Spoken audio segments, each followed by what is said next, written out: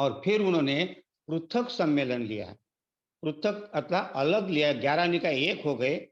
पहले अलग-अलग भाग रहे थे। देखिए, ऐसा होता है कभी-कभी, अभी देखते हैं हम लोग भारत की स्थिति देखेंगे, तो जैसे पार्टी है, अलग-अलग पार्टियाँ है।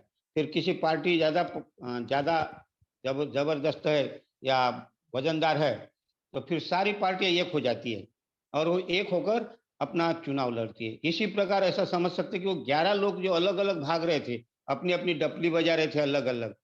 उनको लगा कि हमें प्रवेश नहीं मिला तो हम क्या करना चाहिए, तो फिर ये 11 एक हो गए और उन्होंने प्रतिज्ञा की कि हमें अब एक होना है और हमें भी ऐसा कार्य दिखाना है कि लोगों के सामने हम भी एक मिसाल निर्माण करेंगे।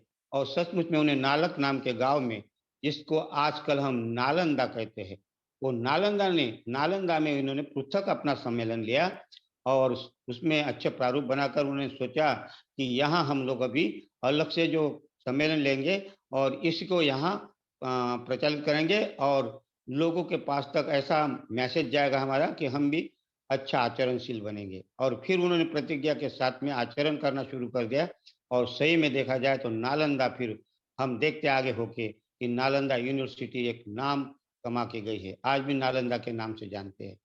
फिर वो 11 निकाय वहाँ मिले। फिर भी वहाँ 11 निकाय निकलने के बाद फ़र्क पड़ने लगा नालंदा में। और फिर और सुधार आते गया। फिर नागार्जुन नाम क्या है, उन्होंने महायान महायान कहते थे, इसको अच्छा प्रारूप दिया नागार्जुन ने। तो महायान माने उन्होंने कहा कि महायान माने बड़ा नहीं, श्रेष्ठ नहीं, ये तो शून्ययान है, अर्थात ये तो शून्यता है, ये निर्वाण है और निर्वाण की तरफ जाने वाला मतलब यान, अर्थात महायान, ऐसा नाम देकर उन्होंने बहुत कुछ सुधार करके उन्होंने कहा कि ये यहाँ बोधिसत्व जो होगा वही यहाँ कार्य करेगा। अर्थात बोधिसत्व के लिए उन्होंने कुछ पारमिता बताई। 6 पारमिता है, 10 पारमिता में है, लेकिन वो 6 पारमिता में बोधिसत्व को देकर कहा कि ये बोधिसत्व का काम ये रहेगा कि ये अपना भी विकास करेगा और अपने साथ साथ औरों का भी विकास करने के लिए मदद करते रहेगा। ये अपना विकास नहीं करेगा तो सबका मदद करेगा और तब जाकर बोधिसत्व क्या होता है, यहाँ से सही मायने से शुरुआत। अर्थात नागार्जुन ने कहा कि जिस प्रकार एक चांद धीरे धीरे टुकड़े टुकड़े में बढ़कर एक दिन पूर्ण होता है, पूर्णिमा का चांद कहते हैं, इसी प्रकार बोधिसत्व अपने अच्छे पारमिता सद्गुणों के विकसित करते करते एक दिन वो पूर्ण पूर्णिमा की तरह ये बुद्धत्व को प्राप्त होगा। इस प्रकार बोधिसत्व को ज्यादा मान्यता दी और यहाँ से ये महायान के नाम से ज्यादा प्रसिद्ध हुआ। फिर धीरे-धीरे नागार्जुन जाने के बाद में और भी फिर लोग आने लगे, तो उन्होंने अपने हिसाब से बहुत ही अच्छा, जो अलग-अलग भाग रहे थे, तो सूत्रवादी थे, जिसको सूत्रवाद कहते थे, स्थैर्यवादी थे, सूत्रवादी थे।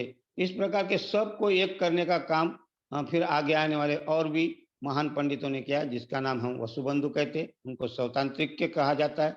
सौतांत्रिक का उन्होंने विकास किया और फिर अ, आचार्य असंग आ गए, उन्होंने योगाचार को ज्यादा महत्व महत्व दिया और इसी प्रकार सौतांत्रिक, योगाचार, माध्यमिका नागार्जुन की और एक जिसको कहते हैं वैभाषिक।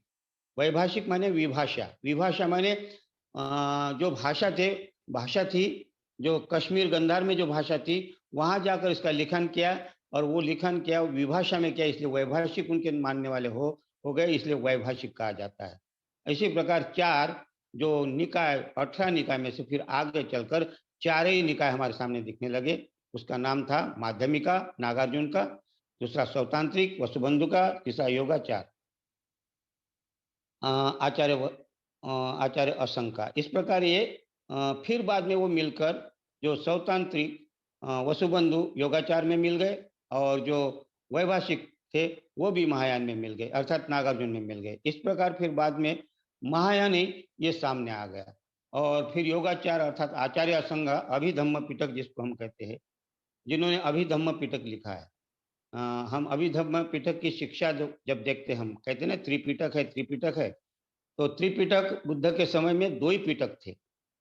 अ, आनंद भिक्षु इन्होंने सूत्र के ऊपर प्रकाश डाला था, वो प्रकाश डाला था सूत्र का, उन्होंने संज्ञान किया था, इसलिए सूत्र पिटक कहते हैं। उसमें बड़े बड़े 5 ग्रंथ आते हैं, जैसे दीघ निकाय, मध्यम निकाय, संयुक्त निकाय, अंगुत्तर निकाय और खुद्दक निकाय। खुद्दक निकाय में और 15 ग्रंथ आते हैं। इस प्रकार सूत्र पिटक बहुत बड़ा हो गया, आनंद ने बताया हुआ। और उपाली नाम के जो भिक्षु थे, विनय विनय के ऊपर बातें की, तो वो विनय पिटक कहा गया। उसमें भी 5 ग्रंथ का समावेश होता है, विनय पिटक में भी, जिसमें परिवार है ना? परिवार जिसको कहते हैं, और पाचित्य है, पराजिका है, इस प्रकार उसमें विनय पिटक में आता है। और चुलवग्ग, महावग्ग उसमें आता है। ऐसे 5 ग्रंथों का समावेश होकर विनय पिटक निर्माण हो गया। लेकिन ये अभिधम्म पिटक उस समय नहीं बना, वो बाद में बना, जब यहाँ आचार्य असंग आदि वसुबंधु असंग आए, उसके बाद में वो 5 लगभग 5 सदी के बाद में, बुद्ध जाने के बाद में, 500 वर्ष के बाद में पिटक बना, अभिधम्म पिटक। और जिसमें जो शिक्षा है, जो हम कहते हैं ध्यान के बारे में, या नो योर माइंड जो कहते हैं हम, ये सारे विषय उसमें अभिधम्म पिटक में आते हैं। इस प्रकार ये जो आचार्य असंग के बाद में ज़्यादा प्रचलित हो गया। फिर धीरे-धीरे महायान को ज़्यादा प्रचलितता मिलने लगी, और लोग फिर वो श्रावक यान को भूलना चालू किए। लेकिन श्रावक यान मतलब वो भिक्षु जो पहले से ही जिसके साथ में थे, उसको श्रावक यान कहता है। और किसी ने ऐसा चिढ़ के कारण उसको हीनयान कहा गया, लेकिन हीनयान नहीं, वो श्रावक यान है। श्रावक यान और महायान, वो मोटा यान नहीं, बड़ा यान नहीं, तो वो है शून्य यान, अर्थात निर्वाण की तरफ जाने वाला। निर्वाण के जाने जाने वाला श्रावक यान भी है। ये मत भूलिएगा कि श्रावक यान अलग है, वो भी निर्वाण की तरफ जा रहा, लेकिन वो श्रोतापन्न से होकर। और ये बोधिसत्व यान, बोधिसत्व अपना विकास करते-करते लोगों को भी साथ में ले जाने के लिए मदद करता है, इसीलिए उसको बोधिसत्व यान कहा गया है। अर्थात ये महायान दूसरी-तीसरी शिक्षा नहीं है, तो बोधिसत्व यान ये बहुत ही महत्वपूर्ण शिक्षा है। तो इस प्रकार ये 2 हो गए। फिर कालांतर में क्या, समझते-समझते इसमें लोग बहुत से आने लगे, और उसके बाद में जाते लग रहे, आते रहे। और फिर थोड़ा-सा मध्य समय में थोड़ा-सा क्या है कि आलोचक या दुश्मन ज़्यादा हावी हुए, और फिर बुद्ध धर्म ऐसा लगने लगा कि मिट मिट तो जाएगा, क्या गायब तो नहीं हो जाएगा, नष्ट तो नहीं हो जाएगा। और इस प्रकार का जब हम 10वीं सदी के बाद देखते हैं, तो बुद्ध धर्म में थोड़ा-सा कमजोरी होने लगे, बहुत कमज़ोर होने लगा। तो फिर उस समय में कुछ लोग अपना कहीं तिब्बत में गए, कुछ लोग चाइना में गए, और इस प्रकार चाइना में शिक्षा की ये बोधि धर्म चाइना में लेकर गए। और उम, अपने जो गुरु पद्मसंभव है, ये तिब्बत में लेकर गए। इस प्रकार वहाँ प्रचार हो गया। बुद्ध का धम्म कहीं ऐसा नाश नहीं हुआ। वो था, थोड़ी-सी भूलन पड़ गई थी, थोड़ी भूलन, अर्थात थोड़ा-सा भूल गए थे लोग, क्योंकि हावी हो गया था दुश्मन, इसलिए।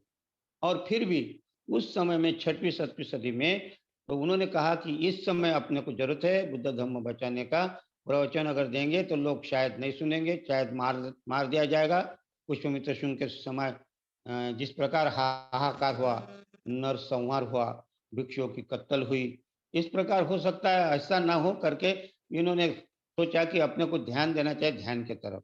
और फिर उनमें ध्यान इस महायान से, इस परंपरा से, फिर उनको कहा कि उनको लगा कि अपने को ध्यान को बरकरार रखना चाहिए, और फिर उन्होंने वो ध्यान पर ज़्यादा ध्यान दिया, और जिसको हम आगे चलकर वज्रयान कहते हैं। इस प्रकार ये इतिहास है इसका। और ये इतिहास धीरे-धीरे वज्रयानी ने काम किया, तो वज्रयान से कुछ नवनाथ पंथ निकले।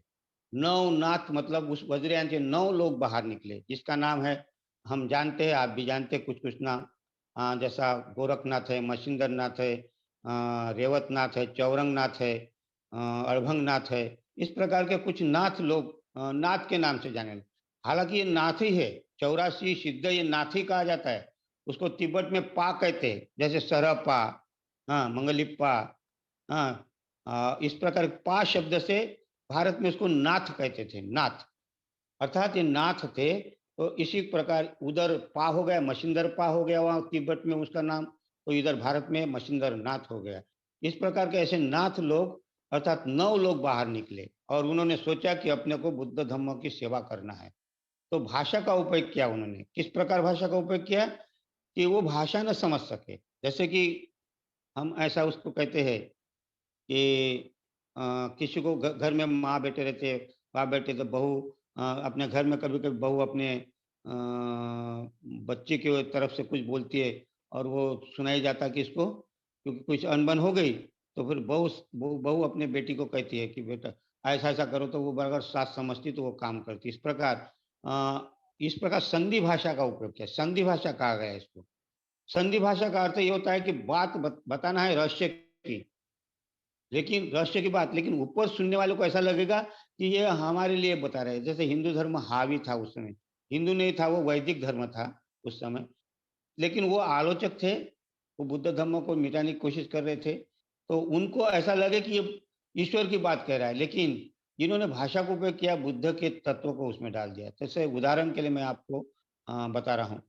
क्या कहते हैं, संत कबीर का लीजिए, क्योंकि आपके तरफ संत कबीर ज़्यादा मान्यता है और संत कबीर की आप वाणी घर-घर में है। लेकिन संत कबीर के जो बीजक है, ये बहुत महत्वपूर्ण है। बीजक जो है कहते हैं महत्वपूर्ण है, और संत कबीर की बहुत से ग्रंथ यानी उनकी जो दोहे है, उनको नष्ट किया गया है। जो कुछ है हमारे मौखिक कुछ है या कुछ और भी है, लेकिन वो सही नहीं। सही तो देखा जाए तो होंगे कुछ, लेकिन बहुत से साहित्य, बहुत का संग्रह जो था कबीर का, वो ना नष्ट कर दिया गया।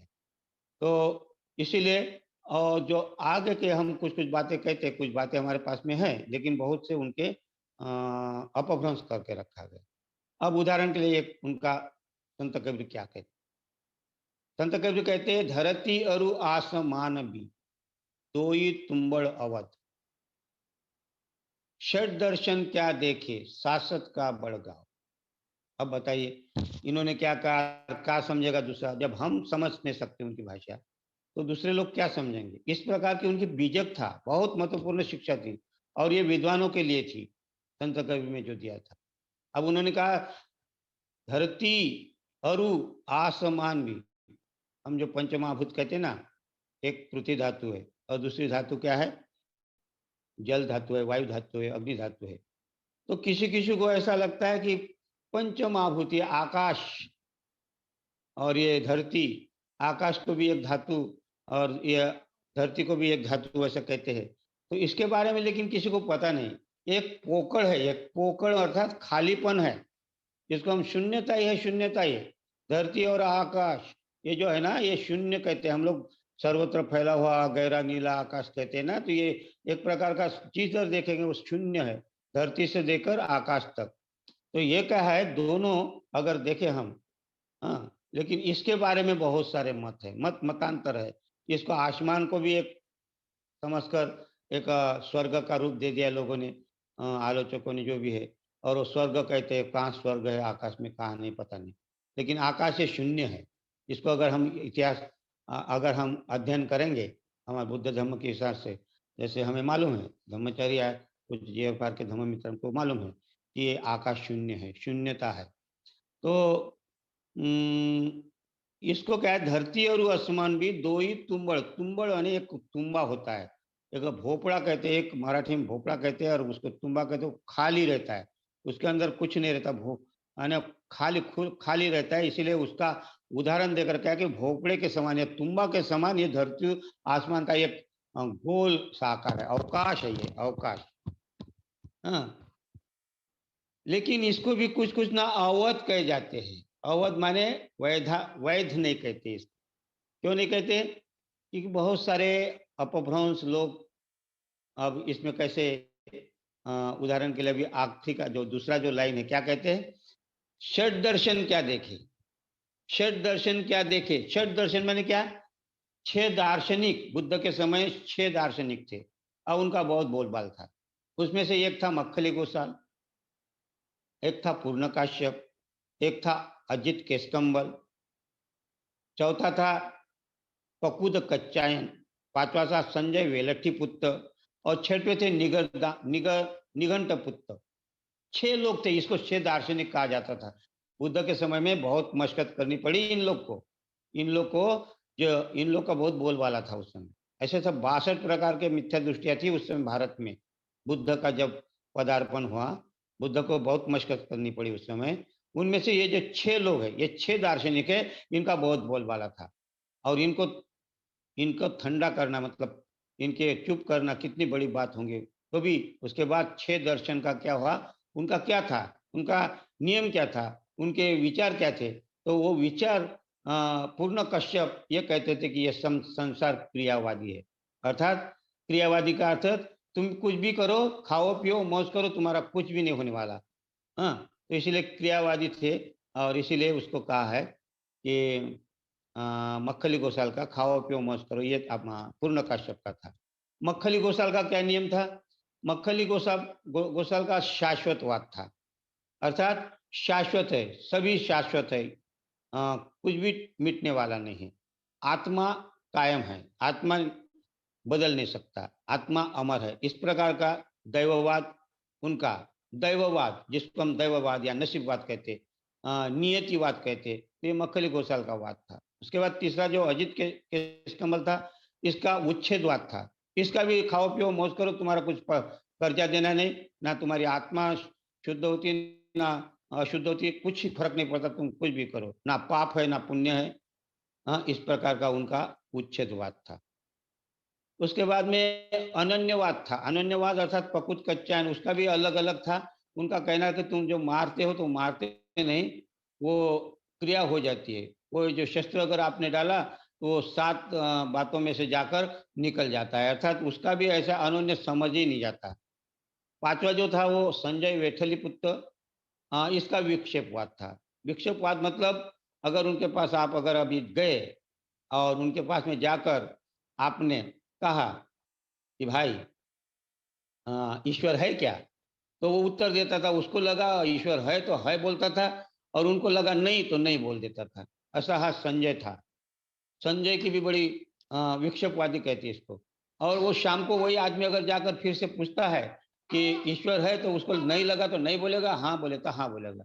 सुबह उसने हाँ बोला और शाम को उसने हाँ भी बोल सकता है। हाँ, प्रवचन के बाद। हाँ, प्रवचन। उसके बाद जो वाद है, वो वाद जो कहते हैं उसको पक्षपाती कहा गया था, क्योंकि पाप है पुण्य है कुछ मतलब नहीं उसको भी।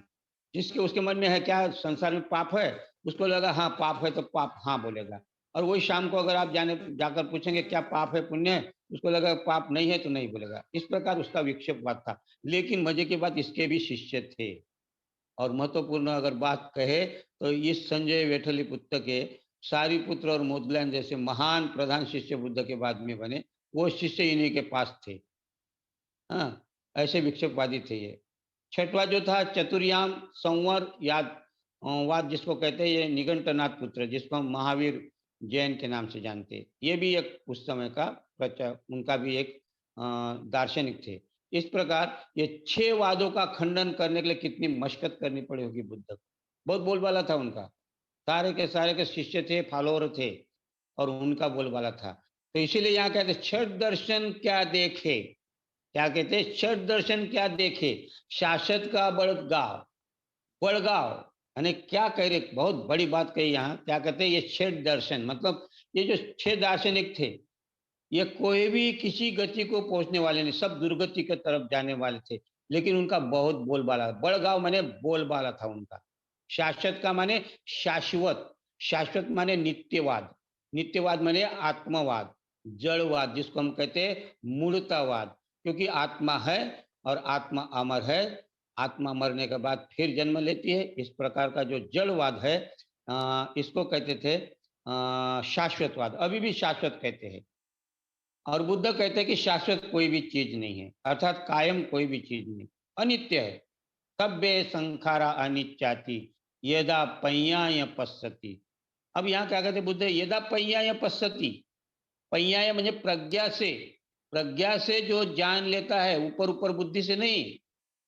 हाँ, क्योंकि ऊपर ऊपर बुद्धि से अगर तो आप जानेंगे तो क्या होगा कि आप ईश्वरवाद में चले जाएंगे। जो कहेगा हाँ बराबर है, हाँ बराबर, वो प्रज्ञा नहीं, वहां चिंतन करके, और चिंतन को बहुत महत्व है। चिंतन अगर नहीं किए तो हम ये इसको नहीं समझ सकते। इसी प्रकार ये शाश्वतवाद, ये छठ दर्शन है। तो इस प्रकार हम देखे तो देखा जाए तो ये बहुत बड़ी क्या है, भारत के लिए बुद्ध एक देन मिली है।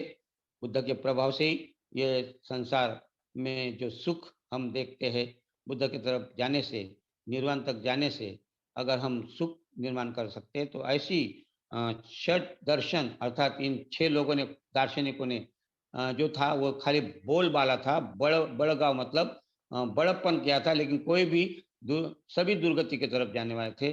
बुद्ध ये कैसे सुगति की तरफ ले गए। इसके आगे का इतिहास हम आगे और बताएँगे, क्योंकि इतिहास बहुत बड़ा है, तो मैंने यहाँ तक आपको लाकर छोड़ दिया है। इसके बाद और हम आगे चर्चा करेंगे और यहाँ तक ले आएँगे फिर। तो बहुत-बहुत धन्यवाद आपका, आपने सुना और इसके बाद हम चिंतन लेने वाले हैं। तो मैं ब्रह्मचारी प्रज्ञा रश्मि की तरफ सौंपता हूँ आगे का कार्यक्रम। धन्यवाद।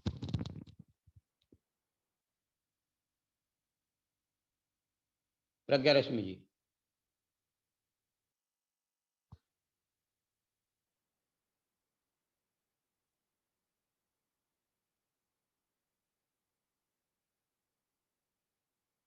प्रज्ञा रश्मि जी।